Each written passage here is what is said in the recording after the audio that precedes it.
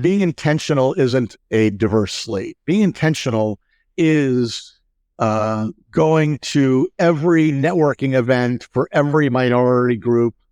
So a minority group in technology saying, do you want to work at our company? I do know of a place where that was proposed and it was put in a drawer, meaning they did not do that.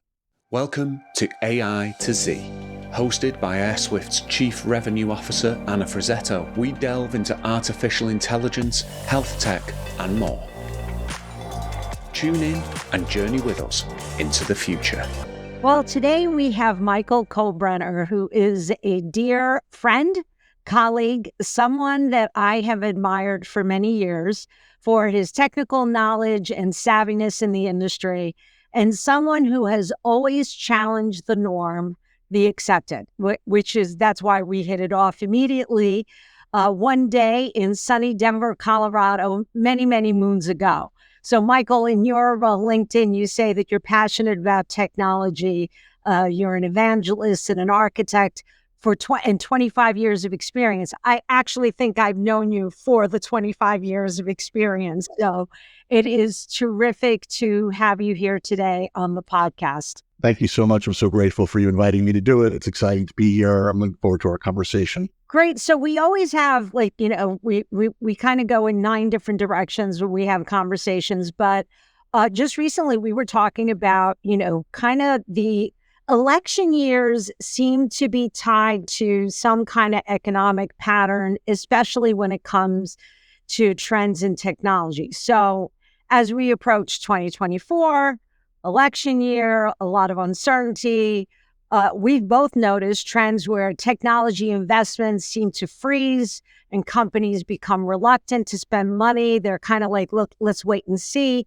Now, is this a documented phenomenon, or could it be a superstition on our part that we believe that this is really happening? What do you think kind of falls behind that, both from economic or psychological perspective? I didn't do the research ahead of time, and I should have, to see kind of what happened. I mean, you can look at 2008 and 2012 for sure. There were economic impacts that were aligned with the presidential elections, obviously, right?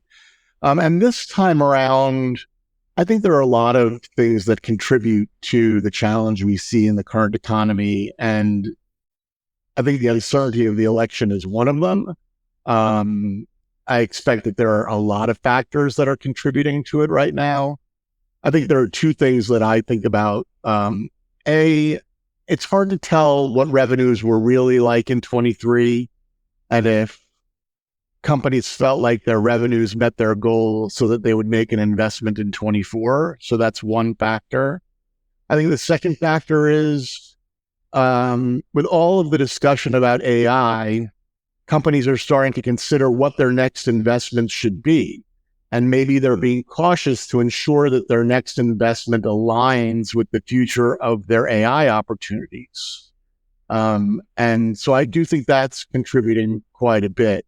And then lastly, I think this election, I was going to say especially, but all elections create a level of uncertainty, and people kind of want to see what's going to happen. I don't think anybody really knows what the difference or the economic impact of either choice is, but the difference between the choices is so significant and so much friction between them that I think people are paused to want to see what's happening, especially in June, July, right? By now, if you haven't made an investment for 24, you're not going to make one in 24. You're going to wait it out and see what's happening. And you look at the market conditions, which in our lifetime were historically a measure of what we thought the economy was doing, is less of a measure now. The big 7, the magnificent 7 stocks are just doing unbelievably well. The market overall is doing pretty well. Unemployment numbers are down, but nobody feels like the economy is strong, I don't think. I don't think they feel like it's weak, but they feel the uncertainty of it. And you'd think with the power of the market, that people would think that the economy is strong and the low unemployment numbers. But the other thing we see at the same time is while there are low unemployment numbers, there are a lot of people, I think, who are either underemployed or who are struggling to find work. Yeah, I couldn't agree with you more. I do think, though, it's every election adds its own flavor of, uncertainty and what direction we're going in. I do think that there is, we are at a pinnacle of change in the technology space with the impact of AI, right? You have some companies that went all in and then therefore, they're now experiencing that they should have probably put some guardrails up before going all in. So that creates nervousness and people kind of back out and you create more of this uncertainty. I belong to TechServe Alliance, which in the staffing industry, they kind of monitor jobs and the economy and how many more new opportunities there are month over month. And it was fascinating to see because we've had 23 consecutive months of negative impact in the STEM arena, so anything technical and engineering. And then we had 3 months of an upward turn. So we all got, but the upward turn was so minuscule, but still we're like, oh my God, trend in the right direction. And then month 4 comes out and it dips back down again. I have a feeling like I'm calling 2024 the transition year. Yeah, for right? sure. And I'm hoping that there's some stability in 2025. I agree. I mean, I think you said that exactly right. In previous challenges that we've seen, let's say in the past, we always saw kind of a growth in consulting or an even spend in investment and maybe a reduction in full-time employees. But this time we're just seeing a reduced spend in consulting. I've been meeting with lots of people over the last 3 months and everybody's sort of consulting income and revenue just seems to be flat or down. And I think it's all of these things we've described are contributing to that level of investment. I also think we say this all the time, but there's a lot of project fatigue, right? There's a lot of, companies that just experience fatigue where they're like, what have we spent? What have we gotten? Have we received the return that we expected? If we take a pause, what will be the outcome? And from a CFO standpoint, the outcome is savings and expense management. And that looks great, especially for a public company. And because we're at this crossroads with AI, you might not be losing any ground by not making an investment right now. Like you said, investing too soon could put you on the wrong path. And maybe being patient. This is very different than the blockchain thing that happened 10 years ago, right?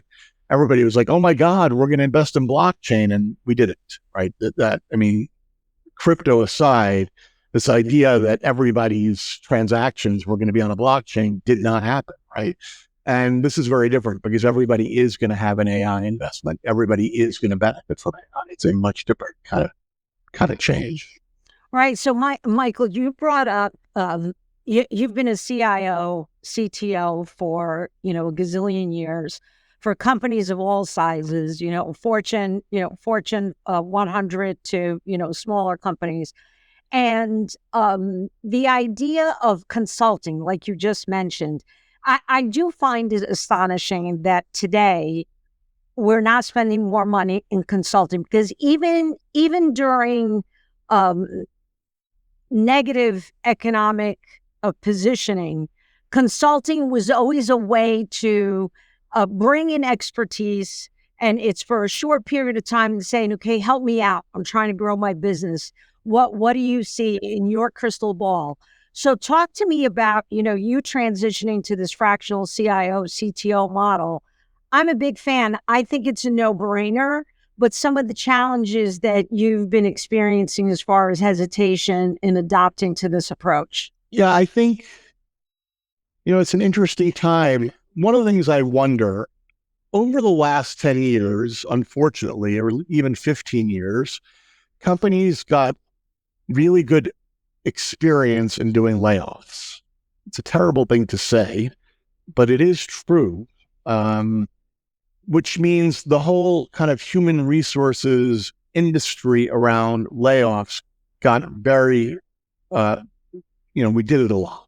And so sometimes I wonder if over the course of the last 15 years, have companies really reduced their permanent headcount to a spot where they're so thin that now they have to kind of manage their consulting spend. In the past, what we used to do is we used to try to keep our headcount to a certain level and then augment our headcount with consulting staff. And I just don't know if the economics have just become so challenging in the technology spend that there is a reduced spend on consulting. Now, that being said, the experience I'm currently having, I think, really reflects our general conversation on, I think, I don't know if it's patience or caution about increasing spends without having a certainty of a return on that investment. As much as I can pitch that and say, listen, there's absolutely going to be a return. Because returns look like a lot of things. Returns can look like expense management, right? So frequently when I talk to people, because of my overall experience and the companies that I work with, I think there's lots of opportunities for doing good expense management while growing your business. And so, investing in technology is sometimes also spending right. And there's an incredible opportunity to do that right now. And in fact, and this may sound unfair, but sometimes the internal teams are the least likely to find those expense management opportunities.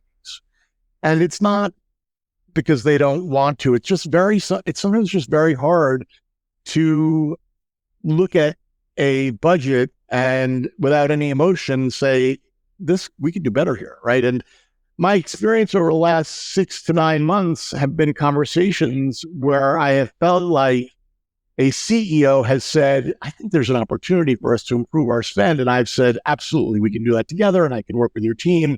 And the team's really pushed back on the CEO.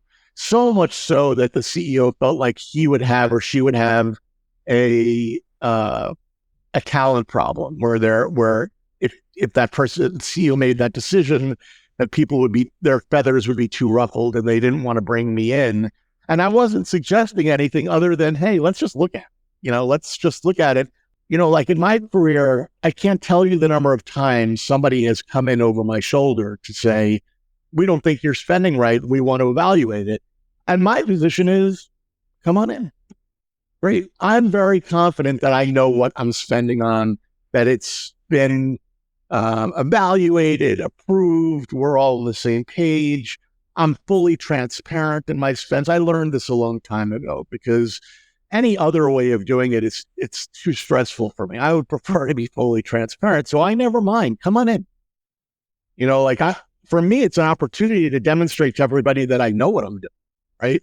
But I think a lot of people are concerned that they'll be challenged in ways that they're not comfortable with, or that they're, especially in talent evaluation, people get very touchy if I say, well, your talent isn't really what you think it is, or your tech stack is not performing the way it should, both from talent or execution or innovation.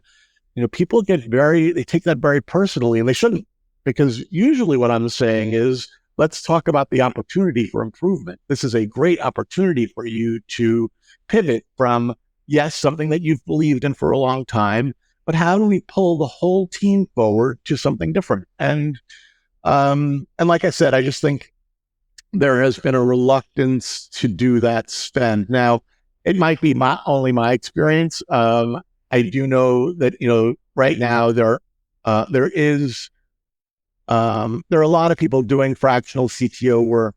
I've been focusing on startups. So one of the reasons I've done that in the last year is it's just a real departure from working at big places. And I like running a startup. And so for me, that's a good way to give back to the community and to work with people who I think, especially technical founders who haven't really run a business. And I have some of that experience. So I like to do that. But, I had a meeting with uh, another consulting firm, and I thought she was saying, "Hey, I have this opportunity," and in fact, she was asking me if I had opportunities for her. And so it was just a really, and I find that I'm in that situation a lot where we're all trying to help each other, but all, I think, feeling the pressure of them. Right. So you hit on so many, I think, great like little nuggets and takeaways here. Um, First of all, I do think that CFOs are having more of a say in companies than they traditionally have had. Cost cutting, expense cutting.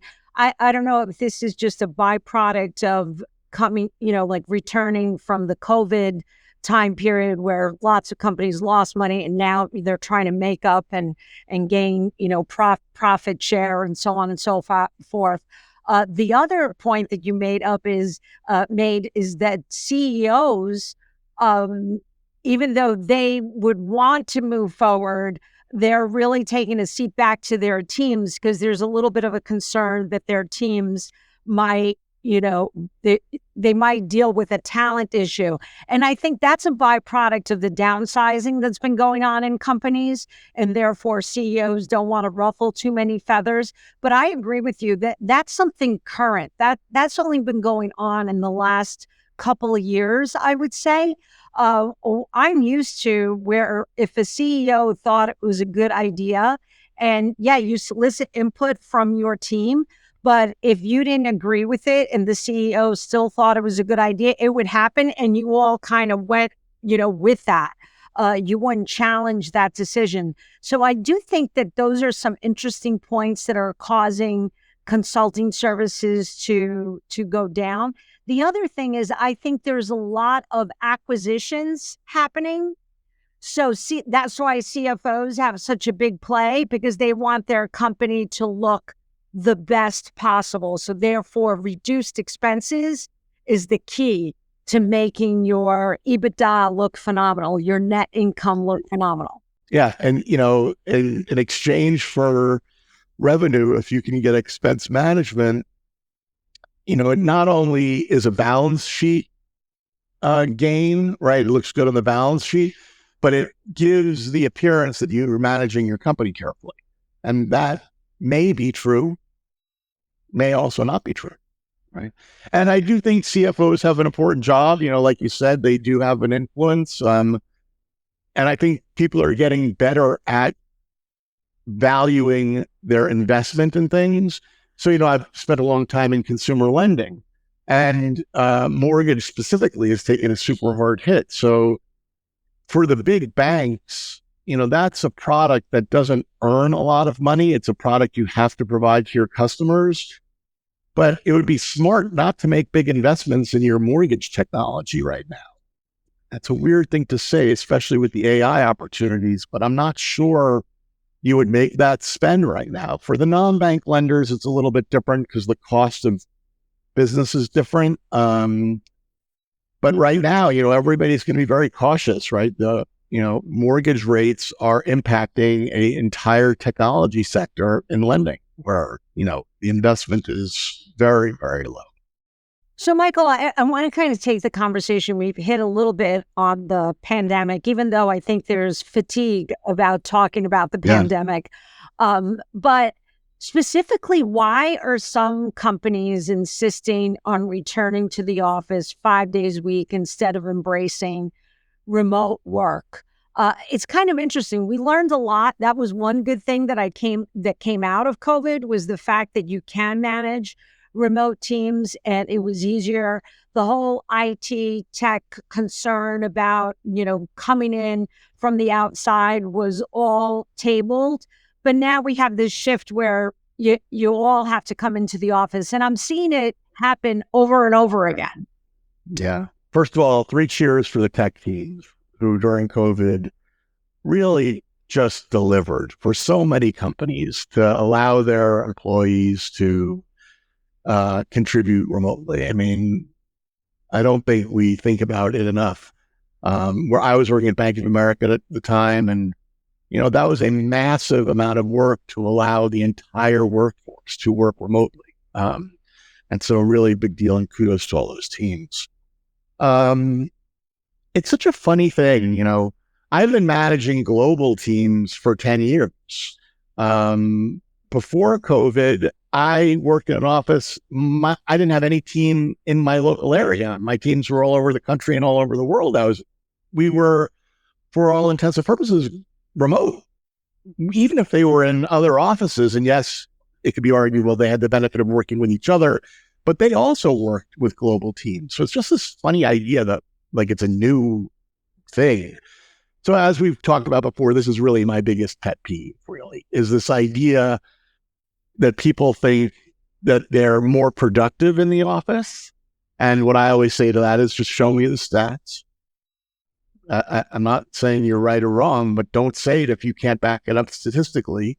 And the second thing is, there are a lot of companies using what I would describe as punitive measures to determine if their workers are being productive, keystroke managers, and all of these things that they put on local machines. And I want to say, like, before the pandemic, did you not know how your teams, did you know other productivity measures? You had no other way of determining whether your team is being productive other than managing keystrokes? When your team is in the office, are you literally walking around over their shoulder to ensure their fingers are on their keyboards?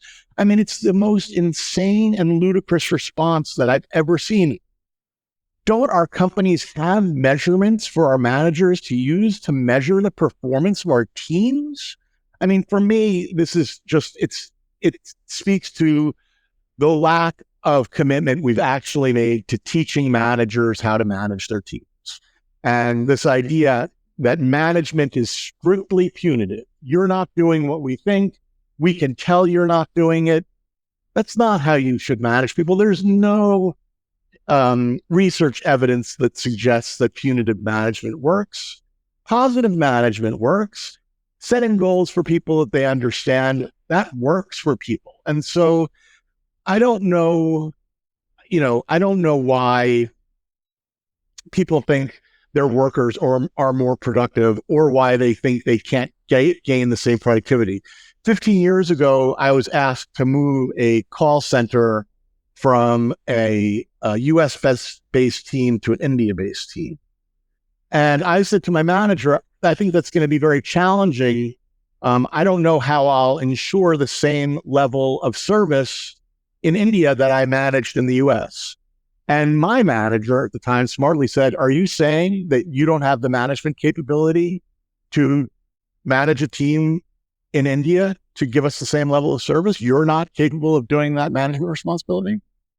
And when he said that, I was like, okay, that's really, it's like a dare. For me, the challenge is accepted. Yes, we're going to do it, and we're going to figure out how to have the same level of service no matter where we are. So, I heard lots of executives say crazy things. I heard people say we're less productive. The other one that I really like is we lose the innovation of hallway conversations. All right, tell me a story about a hallway conversation that produced innovation that is just really going to change my mind. Right? For my engineering teams, they're grateful to be home. For developers, software engineers, to be able not to be interrupted during the day so that they can code during the day and not be constantly interrupted. Totally plus. The other thing I say is, I'm not saying there aren't low performers, but the same low performer at home was going to be a low performer in your office. It's not a different person. It's the exact same person. And it's always a challenge to manage your low performers. And is it harder to manage them if they're remote? I don't know. I don't think so. I still have to have a hard conversation. The other thing is people say, collaboration in person is so much more productive than it is remote. So I don't know. I mean, you remember, and many of us remember, do you remember what it was like to be in a conference room with 3 people on a conference phone, 3 people in person, and 2 people on video? The 3 people in the room were running the show. The people who were remote on conference phone without video, or even video at the time wasn't so good, it was hard for those people to participate and contribute actively to the conversations. Now, the playing field is even. We are all on Zoom. And yes, require your teams to have their cameras on. It's not a crazy thing to ask. Cameras on. My camera's on. And so this idea that we collaborate better in person, maybe generationally, demographically, there are people who do, but kids in their 20s who went to school on Zoom, I mean, this is a very easy thing for them to do. Now, the thing that I think is the biggest factor in why companies want you to come into the office is, this is definitely controversial. A fully mobile workforce is not the benefit to the company, it's a benefit to the worker. If I can work anywhere remotely, and I am not tied to this job geographically, I have many more options. And I think companies feel like they can improve the loyalty and stickiness to their company if I walk underneath the logo every day.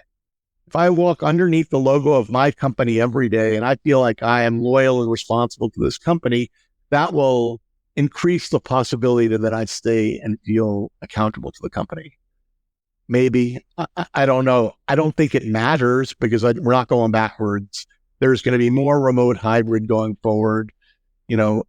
Clearly the real estate expense that companies are having to figure out how to deal with is a big challenge. And that's why they want people back, because they're spending on the real estate.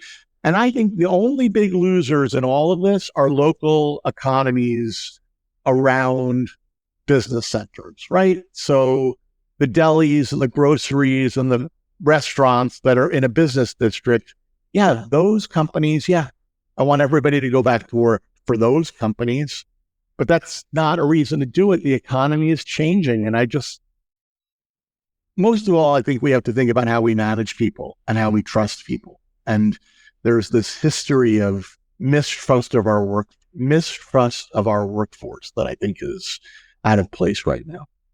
I agree 100%, Michael. It's like one of these things that it's almost like a command and control style of management when you want everybody in the office. And productivity, I mean, you brought up a great point. If the person's in the office, you think that you're going to know more of how they're producing their workload versus if they were remote. No, there's status updates, there's KPIs, there's metrics. It doesn't have to be keystrokes, but there's deliverables, there's milestones that they need to be, measured towards. So 100% agree with everything that you shared. It's funny. I just want to say I had a funny experience. Like 15 years ago, I had a manager, senior guy, and one of the finance guys on my team, he used to listen to music while he was at his desk. And this made the senior manager crazy. How could he possibly, he would say to me, take your headphones off.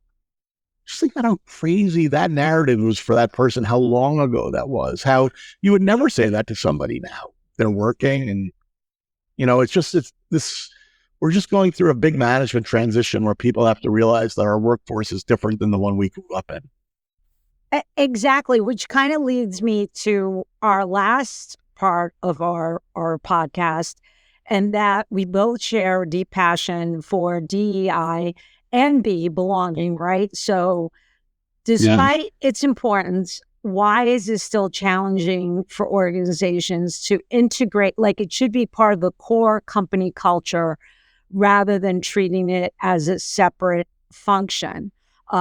So for example, the person who was wearing the headset, maybe there's neurodiversities there that, they need the headset to be able to calm them down so that they can do the job that they need to do. So what steps can companies take to embed these principles more thoroughly in everyday operations? Recently it's been, I'm worried we're moving a little bit in the wrong direction. It's hard because nobody wants there to be laws or rules that require you to hire a certain way. But unfortunately, I believe without some real forceful requirements, companies don't live up to their goals. For example, good companies that believe in DEI frequently have a policy that requires in their hiring to include what they call a diverse slate of candidates. So if I'm going to hire a new project manager, my HR team will ensure that of the 10 candidates I see, that diversity is included in that slate of candidates. And that's great. That is a great start. But that's the requirement. That is the end of the requirement. There is no,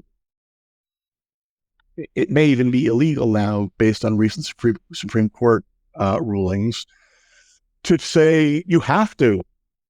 You must hire diversity. You must, right? We are short of that. And I don't know. I think we have to advocate for something like that. And by that, I mean, I think over the course of my career, I think we've seen improvement in the hiring of women in lots of different roles. I still think we don't do a great job hiring women into technical roles. And then I think there are other minorities where we still don't see a significant percentage of employees in technical roles. And the only way to improve that is to have an active plan to do outreach, to create a pipeline of people who we say, we are going to hire these people. Like, we are absolutely going to find the best and most talented people that represent whatever the range of underrepresented people are. And this pipeline is going to be always there. And so when we're getting ready to hire, it's not just a diverse slate. This is the next candidate ready. We've groomed this candidate. We've met this candidate. We're going around the country and we're finding candidates in order to meet our goals. Now, I like I said, I don't know what the recent ruling, what this has impact on big companies. I expect they'll still show their percentages of representation, right? So when you work at any sort of big company, you can see women, and then they break down underrepresented groups. And you should always be striving to improve your percentages over the underrepresented. And so when I've talked to people smarter than me, who are closer to this than I am, they have said that the only way to really make a difference is to be intentional about it. And being intentional isn't a diverse slate. Being intentional is going to every networking event for every minority group. So a minority group in technology, go to have people in your HR team who are going to that event and saying, do you want to work at our company? Let me find out about you. We're going to start to put you on our pipeline. And I don't know that anybody does that. I don't think there's a huge cost associated with it. And I think it would really be good. And I do know of a place where that was proposed and it was put in a drawer, meaning they did not do that. They did not want it, and I think there are a lot of potential legal challenges. I talked to somebody recently who was very much opposed to what we're talking about. And it was an awkward conversation. And people don't want to be pressed to make decisions this way. And, you and I agree that, diversity is a good thing. Diversity is going to make your product better. It's going to make whatever you're doing, it's going to make it. And so I don't know what the reluctance is. And I hope that we continue to see people try to make, the changes and make improvements. Yeah, I think we have to force companies and individuals to flex muscles that they're not used to flexing. All right. So, going to your point about, recruiting from diverse platforms and sources, they're out there, but you're now asking your talent acquisition team to get creative. Don't keep going down the same path and getting companies to kind of make that part of their norm. Michael, thank you so much. This has been absolutely tremendous. If you were to leave the audience with the power word, what word would you leave them with? For me, it's always collaboration. Love that. Love it. For me, it's always, work with the person next to you, make them better. They'll make you better. Thank you once again, Michael. It was great to have you. Great. Thank you so much, Anna. Thanks for joining us on the AI to Z podcast with Anna Frazzetto.